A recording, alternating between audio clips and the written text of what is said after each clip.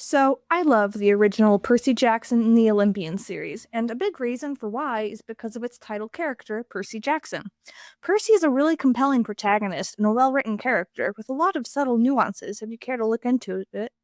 The way he fulfills the prophecy in The Last Olympian, how he reacts to adversity, how he breaks toxic cycles, it's all very well written, and you can tell that a lot of thought and planning went into it by Rick Riordan.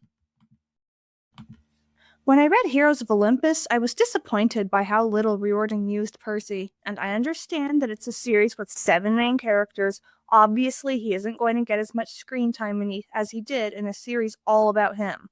But the truth is, Percy didn't go through any sort of growth or change or anything during that whole series.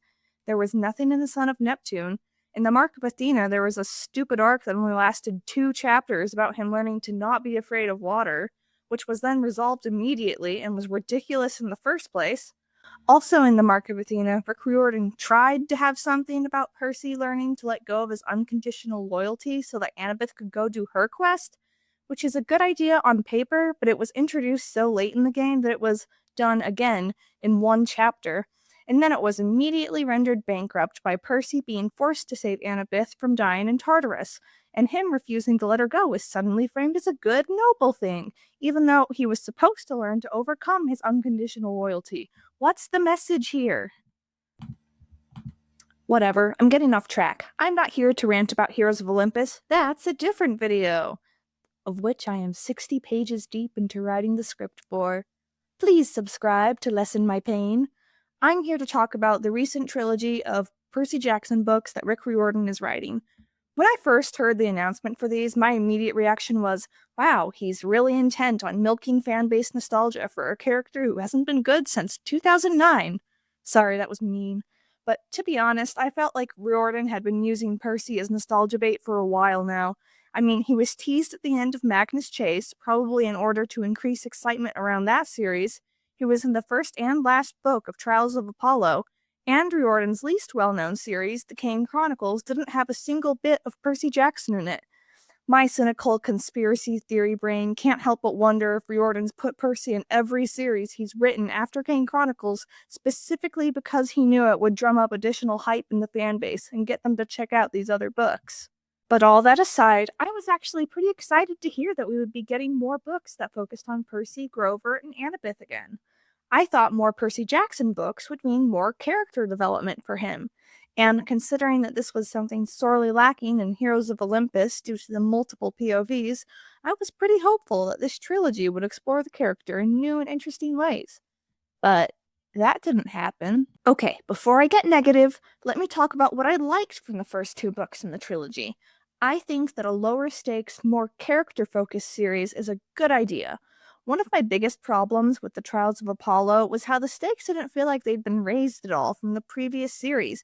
We went from the Earth itself rising and eliminating all human life to a big snake that Apollo killed like a chump in one myth, and 3 dead dudes whose main claim to fame was being so incredibly incompetent they helped bring down one of the greatest empires ever.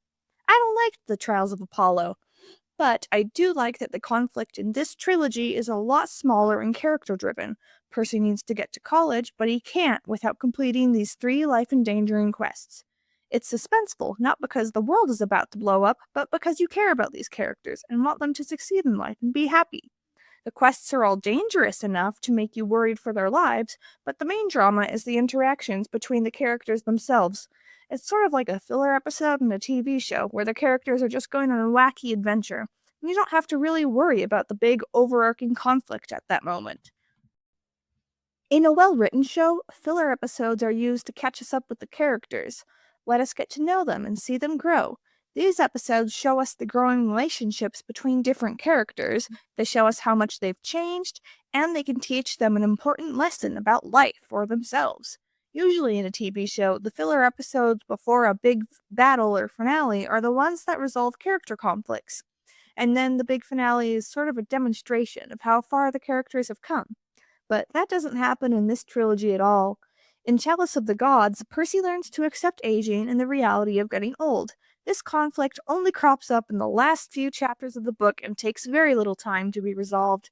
And it's such a weird conflict for Percy to have because throughout every book he's been in, he's never been afraid of aging. In fact, his entire thing has been about how it's an uphill battle for him to get older just because of all the monsters trying to kill him. The fact that he turned down immortality in The Last Olympian is proof enough that this character arc makes no sense, because he never had a fear of old age. Even worse is Wrath of the Triple Goddess, which doesn't have a character conflict for Percy at all. There are hints of one.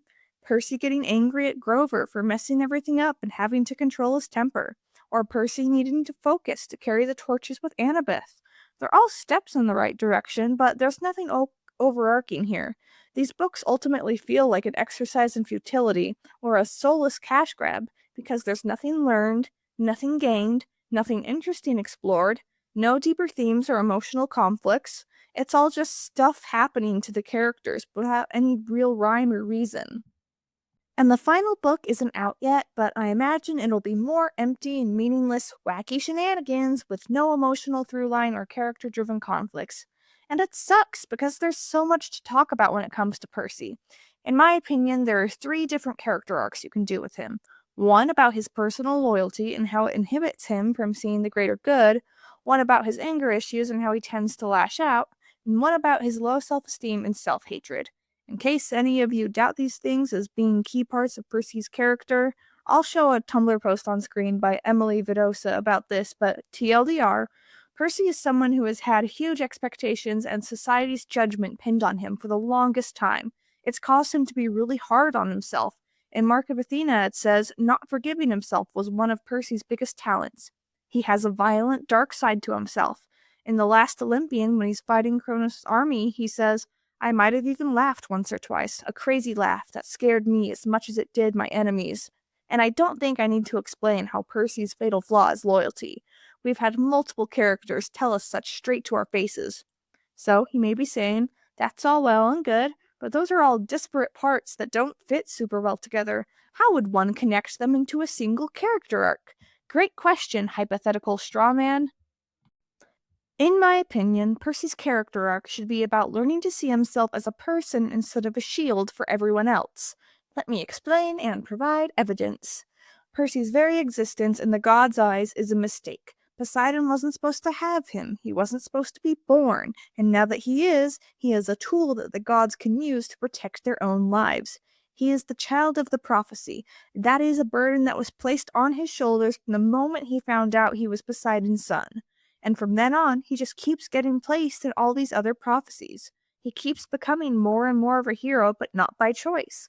This is all taking a toll on his happiness and his life, and with every mistake he makes, every time he trips up, he gets angry with himself. In the Mark of Athena, it says, the more heroic stuff he did, the more he realized how limited he was. He felt like a fraud. I'm not as great as you think, he wanted to warn his friends. His failures, like tonight, seemed to prove it. So Percy exists in a world, in a system, that sees him as a shield. He is a weapon, a scapegoat, a tool of immortals. This is demonstrated the most literally when Gaia uses his blood to rise and almost causes the end of the world. Combine all of this angst of being the chosen one with his extreme loyalty. He feels that if he can't save everyone, what good is he at all? In The Last Olympian, after Annabeth takes a knife for him, she says, you would have done the same for me. But Percy thinks to himself, it was true. I guess we both knew it. Still, I felt like someone was poking my heart with a cold metal rod. He knows that he would have sacrificed himself for Annabeth, but can't handle the fact that she did the same for him. When Bengendorf sacrifices himself, Percy sinks into the ocean, wishing he were able to drown. The same thing happens when he believes Tyson is dead in the Sea of Monsters. Again and again, Percy is unable to forgive himself for his mistakes, and then he gets asked to do more quests, putting him under more pressure. And when he's put under a lot of pressure, he lashes out. And when he lashes out, people get hurt. And then he blames himself for it, and the whole cycle just repeats over and over again. Contrast with the first series and how in those books, Percy is a cycle breaker. He stops his mom from being abused, Tyson from being alone, Bessie from being killed by the gods. He brings Hades back to Olympus, ends the rule saying the big three can't have kids, helps to add more cabins to Camp Half-Blood, and makes the gods take better care of their children. Percy's willingness to help other people break free of their toxic cycles is contrasted with his inability to recognize the toxic cycles in his own life. He doesn't want people to help him with these cycles because he feels he doesn't deserve help. Another moment in Mark of Athena has Annabeth talking about how she knows who Percy really is, and Percy thinks to himself something along the lines of, "Oh, and you still like me?" He hates himself. He's a writhing ball of angst and fury, and his past actions constantly haunt him. So, if I was originally in charge of plotting out these college arc books for some reason, I would have Percy's arc be divided into 3 lessons over the course of the 3 books. Number 1, you need to let go of the past and be able to make the right hard choices, even if they hurt people. Sacrifices are painful and messy, but necessary, and can be good in the long run. Number 2, you have a right to take up space and live your life because you as a person have inherent value. It doesn't matter how you were born or how people view you. What matters is you being able to make your own choices and find happiness. Number 3, you have to be willing to let people go and do their own thing, even if they hurt themselves in the process. You can't make people stick around you forever, nor can you control what they do with their lives, and you have to accept that. So, yeah, if I had the power to turn back time and give Rick Riordan notes on this series, this is what I would show him. Now, I can hear a few of you talking to your screens right about now, and it's the same argument I always hear people say whenever a fan talks about how Percy's suicidal thoughts and low self-esteem need to be resolved. They use this excuse all the time, and it basically goes, Rick Riordan can't resolve that character arc because it's too dark for a children's book series, which is a horrible excuse for a few reasons. Number 1, if Rick knew he would never be able to resolve these character traits, why would he introduce them at all? Multiple times. That'd just be bad writing, which maybe that's it, but let's give him the benefit of the doubt. Number 2, no, these themes are not too dark for YA fiction, and if you need an example of how these things can be written in middle grade books, I call to the stand Wings of Fire. Quibbly and Turtle are 2 characters who battle low self-esteem and survivor's guilt all throughout their respective books, and Tui T. Sutherland doesn't shy away from the darker aspects of these things, with Quibbly especially. Another character, Peril, constantly battles the violence in her mind that threatens to eat her up inside, and is always thinking about how everyone hates her and she's worthless unless she's a tool for her queen. Again, a dark theme covered in a children's book. As a second witness, I call Michael Vase to the stand by Richard Paul Evans. There are multiple suicides and attempted suicides in those books, and the title character is constantly losing control, flying off the handle, and attacking people. And that series is in elementary school libraries for some reason. So no, this subject matter is too dark for a middle grade series argument does not fly here. It makes no sense and is flat out untrue when you look at other middle school series. Rick Riordan could have possibly put these themes in his trilogy, and he chose not to. It's a shame, but there's nothing we can do to change it. And that sucks. Anyways, if you want to get comfy for a minute, let me tell you a very rough pitch idea I've thought of for how I would write this trilogy. This is just a rough plot synopsis with some ideas for character conflicts. Please don't expect any hard details. This is just my silly, speculative fan fiction. So, first book, we introduce basically the same status quo present in Rick's trilogy. Percy is trying to get through high school, he's hanging out with Annabeth and Grover, he's on the swim team, and one day, when he's on a date with Annabeth, a monster comes out of nowhere and tries to attack him. It specifically goes for Percy because his scent is the strongest, but of course Annabeth is put in harm's way as a result of this encounter. The incident makes Percy doubt himself and whether he should be with Annabeth, or around people in general if his very existence is going to lead to them getting hurt. Athena also sees this incident, but doesn't react to it in the same way Percy does, basically wanting to make sure that Percy fits her image of what a good spouse for Annabeth would be. She's basically accepted their relationship in my weird AU fanfiction. Athena builds and then promptly puts Percy in this type of maze thing, one might call it a labyrinth, with different doors. All of these doors are themed after different gods, and each contains a different trial. Percy has to go through the Athena door, the Artemis door, the Poseidon door, and the Zeus door, in that order. The Athena trial is basically him in a room with a bunch of fake Annabeths, and he has to find out which one is the real one through like detective work and stuff. Once he does, the rest all turn crazy and violent on him, and he needs to find a clever way to defeat them. Now, I'm going to tell you the solution to this my brain came up with when I was still in bed, barely waking up, and half asleep. So if this is a very stupid idea to you, please just keep that context in mind. It was 7 in the morning. I haven't even opened my eyes. Please be kind to me. Anyways, the room that all the fake Annabeths are in is Athena themed.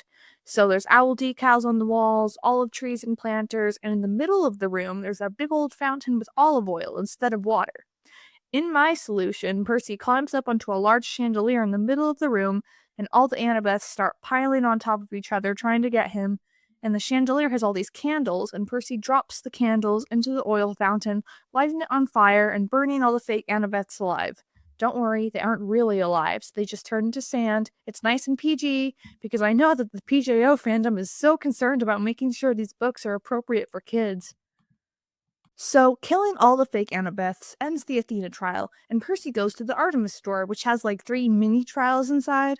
Basically, Artemis wants Percy to understand the female experience, if you know what I'm trying to say. Her logic is just, if this lady is going to get married, she's going to have a husband who respects her. I don't know what the first 2 trials for Artemis would be, something fairly short, but the 3rd trial gets hijacked by Aphrodite. She's like, every woman wants a man who understands romance and is loyal to her. So that's how she tests Percy. He's dropped in a room with a big swimming pool and a bunch of beautiful women who want to swim with them. Aphrodite challenges him to essentially put them all down gently because he already has a girlfriend, but he can't just say, I have a girlfriend, go away. No, he has to get away from the swimming girls without offending them or making them feel guilty. He has to flirt his way to freedom, basically. So, it's not going well until he gets the idea to get the girls out of the pool by pointing out how their hair is all wet and their fingers are all pruny. So they should totally get out of the water and dry themselves off so they can be all nice and pretty for him. They do that, so he's not at risk of being pulled into the pool anymore, but he still needs to get away from the girls. Again, he starts failing, but then he begins to complain about how Aphrodite is so annoying, she's messing with his life. He's basically just whining about her. All the other girls start chiming in to agree with him because they want him to like them. Then Aphrodite gets upset at how she's being insulted and comes down in a blast of fury, destroying the girls who are mocking her because she's a vain simpleton. Then Percy just leaves the room and is like, hey, I left the room without offending the girls or being unfaithful to Annabeth. I passed your dumb trial. So that's half the quest done, but this whole time there's this subplot where whenever Percy walks through the hallways between all the doors, there's this sort of shadowy horse monster thing following him. He doesn't know what it is, but it keeps trying to attack him. Just keep that in mind for later. Okay, Trial 3, the Poseidon Door. So Percy steps into the room and it's upside down and he slips and falls into an ocean. I think that if this were a series on Disney Plus, that would definitely be a shot we put in the trailer. Like, the camera falls into the water with Percy as the world is turned upside down. It'd be cool. Anyways, Poseidon tells them that there is a group of enemies that are planning to attack him and overthrow his rule. So Percy has to go down there and kill them for him with Poseidon's other army. At the end of the room, Percy is also forced to sacrifice some sort of cute ocean creature to the gods. This is basically a lesson teaching Percy about how he needs to be willing to be ruthless and that he can't keep everyone safe and happy. But when he's going to sacrifice the creature, it's struggling and squirming around, and when he goes to stab it, he accidentally cuts himself and gets some of his own blood on the altar. It's just a little cut, but it takes forever to scab over, and it turns into a red scar once he leaves the Poseidon room. This is the setup for the second book, by the way, but for now, just don't worry about it. Okay, last door, the home stretch. Percy's gotta go to the zoo store, but the scary monster that's in the halls is attacking him. He starts fighting it, and he can hear talking in his own voice, coming from it, and he realizes that this monster is him. It's his own self-loathing personified, and it's saying that he has to go through the Hades door, not Zeus. So Percy goes to the Hades door using the monster as his mount. He's tamed it. It's a metaphor for Percy combating his low self-esteem. I'm so smart like that. And the Hades room is all spooky and ruined and crumbling. It's falling apart as he's riding through it, and there's all these spirits of dead demigods trying to guilt trip him and make him feel like a terrible person.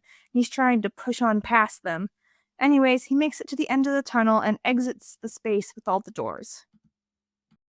Athena comes down and she's like, "You did it! You aren't a failure who's unfit for my daughter. Yay! Okay, leave now." And he does, and everything goes back to normal with a cute little ending scene with Annabeth wrapping up all of Percy's character moments in this book. And then, maybe in an epilogue or a last page stinger, we get Percy tossing and turning in his sleep. The red scar on his arm is stinging and he wakes up in a cold sweat. He's bitten the inside of his mouth and is licking the blood before falling back asleep. On that ominous note, we cut to book 2. Percy wakes up, feeling horrible. He has a fever and is absolutely starving, but when he tries to eat breakfast, he can barely stand the taste of food. If you figured out where this story is going already, here's a gold star. Way to go, champ. He goes to school, and can I just say something else I dislike about the new trilogy? In the Trials of Apollo, Paul explains how Percy is going to a really rough high school that basically only takes the most bottom-of-the-barrel, problematic kids, and how it's just a really harsh environment for Percy to live and learn in. And then, in the trilogy, the school is never portrayed this way. Like, yeah, the classes are hard, but that's about it.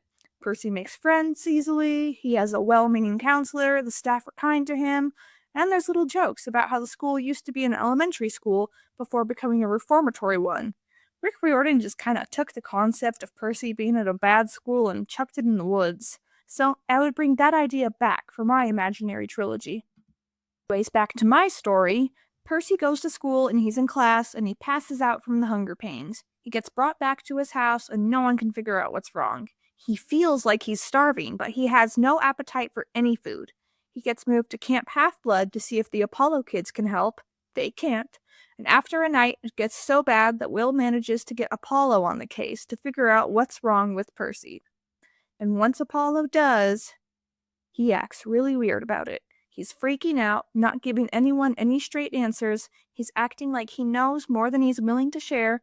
And when Poseidon comes up to see what's wrong with his son, he basically has to force Apollo to share the truth. Apollo reveals that when Percy cut his arm trying to sacrifice the ocean creature in the first book, he accidentally got some of his own blood on the altar, and it counted as a sacrifice to the gods. The thing is, you aren't really supposed to give the gods human sacrifices, so this totally throws the system out of whack, and it has terrible consequences for the person who made the initial human sacrifice. Now Percy's stricken with a disease called bloodlust, where he craves human blood and needs it to survive. All right, calm down. I hear what you're shouting at the screen. Hey, just a minute ago you gave a whole condescending rant about how these character arc ideas for Percy aren't too dark for a children's book, and now you want our main protagonist to become a cannibal vampire? Even you must understand that can't possibly be put into a children's story. Yes, I do realize that, but I will explain why I'm doing this towards the end of the video. Please just hold on, be patient, let me finish my story outline, and for now, we'll just put a pin in Percy's bloodlust. So, Percy basically has to drink blood and occasionally rob blood banks to survive and not die of fever. He's understandably feeling pretty bad about this, but Apollo tells him that he can purge himself of the sickness if he finds a certain cure and then drinks it. I don't have a beat-for-beat play of what this book would be, but it would just be, a standard Percy Jackson adventure where he occasionally eats people. Normal stuff. Anyways, like I said earlier, Percy's arc here would be about learning that his inherent worth as a person, and that he has a right to live even if his actions are having an effect on other people. Maybe having Percy literally having to be a cannibal to survive is the wrong extreme to take this lesson, but whatever. This is my fanfiction. I can do what I want and be as cringy as I please. Anyways, in the third act, he gets captured by someone who has some sort of fighting arena, probably the same person who has the cure, and Annabeth has to fight in it to get him back. They have a small battle. Percy is in a crazed bloodlust and nearly kills her, but she manages to bring him back from the edge with the power of Percabeth, and they get the cure. Okay, third and final book. If the first book focused on Percy's relationship with Annabeth and the second was about his relationship with himself, then the third book should be about his relationship with Grover. In Chalice of the Gods, it was briefly brought up at one point that Percy is worried about Grover leaving someday. So in this book, I actually want him to leave. Basically, Grover needs to go on some kind of Clone Elders mission, and after he completes it, he's going to have to leave Camp Half-Blood and go lead the satyrs and dryads in something. Again, I don't have everything figured out. This is just a pitch, basically. So Percy decides that as sort of a last hurrah, he and Annabeth will go with Grover to complete his mission with him. So we're going on the mission, and because it's Grover's quest, he keeps getting into all these dangerous situations, taking these risks to complete his quest, and Percy just can't handle it. Grover keeps getting hurt, and Percy's guilt is just overwhelming. He feels like he needs to protect everyone all the time, and that if the people he quests with gets hurt, it's his fault. So then Percy starts trying to lead the quest. Grover is getting frustrated, and eventually they have a fight, and Percy reveals his insecurities about Grover leaving. They end up talking and making up, and Percy helps Grover complete his quest. The last chapter is him, Annabeth, and Grover hanging out for the last time for the foreseeable future, and Grover cuts off the empathy link between himself and Percy. Maybe because it's cutting off part of the powers he gained from Pan, I don't know. And they'll still chat over Iris messaging, they're still friends, they just have to be apart for a while. I just think getting rid of the empathy link would not only help to mitigate future plot holes in new books, but also be good symbolism of how Percy and Grover have to take time apart. Then we get to the very last few pages of the book. Percy is back at home with his mom, and they sort of talk about how much more self-aware and wise he's gotten. And the series ends peacefully, Percy able to cope with his problems better, with a higher understanding of himself and the people around him. We all applaud and make fan art of it, and talk about what an interesting dissection of Percy's character it was, and... Right, that's not the story we got. So, I'm sure that was a lot, and I'm definitely going to get hate for daring to pitch the basic premise of my fanfic idea online. Leave your angry comments about how I'm a terrible writer below. I'll make sure not to read them. Now, before I end the video, let me address that pin that I put up earlier. Let me grab that. Okay, the question is, how can I possibly justify writing about Percy's bloodlust disease if this were going to be for Rick Riordan's normal demographic? It's too dark, you can't get away with that in a children's book. And you're completely right. Under normal circumstances, this plot point would either need to be wildly toned down or eliminated entirely to make it work for the 11-year-old audience that's going to read it. The thing is, I don't want it to be for an 11-year-old audience. Rick Riordan has been writing for decades at this point, and he has never once tried to make a darker, more mature, or adult story with his Riordanverse, even as he keeps writing for the original fans of the Percy Jackson books. The closest he ever got to a dark book was The House of Hades, but even that generally heavy story had to be broken up with Hazel's much lighter and child-friendly plotline. Plus, Percy's and Annabeth's story had a lot of whimsical parts, like Bob and his cat, or tricking Nyx into letting them go by roasting Tartarus as a vacation destination. The TLDR is, Rick Riordan has never committed to having a dark story before, and to some extent I can see why. He's a children's author. He writes for middle schoolers, and he probably doesn't want to accidentally traumatize a bunch of them by having his beloved main character go full crazy vampire. But you can have a child-friendly series, have it go on hiatus for a long time, and then when you come back to write more, you make it more adult for that now adult audience that grew up with that series. As an example, 10 years ago, beloved Disney Channel cartoon Gravity Falls ended its 2-season run. But last year, in July, the Book of Bill came out as an extension to Gravity Falls. And the Book of Bill was a lot darker, a lot more violent, and deals with heavier topics than the original cartoon, because the fan base that grew up watching Gravity Falls is old enough to read that kind of stuff now. And in any case any children were interested in the Book of Bill, there was this little sticker on the cover warning them about the contents. I think that Rick Riordan could have done a similar thing with Percy Jackson if he wanted to. He just didn't. I love the original Percy Jackson books. I think it's the best series Rick Riordan has written. Maybe that sounds like a dig because it's also the first series he's ever written, but he's written other good stuff. This trilogy just isn't it. Overall, I just thought that this series needed more nuanced and gut-punching emotional drama for the characters to go through, so that it felt like this series actually meant something. I don't know why Rick didn't try to have that, but it's disappointing. I'll still read and probably enjoy the third book when it comes out, but I won't love it. All because Rick Riordan was too scared to make Percy a cannibal. Cry me a river, Rick. Traumatize them children, that's my motto.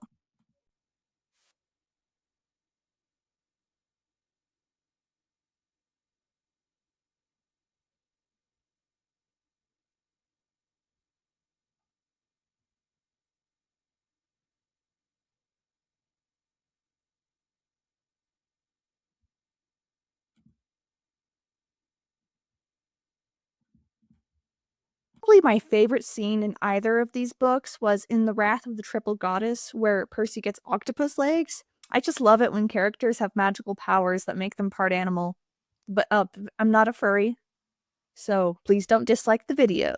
Thank you.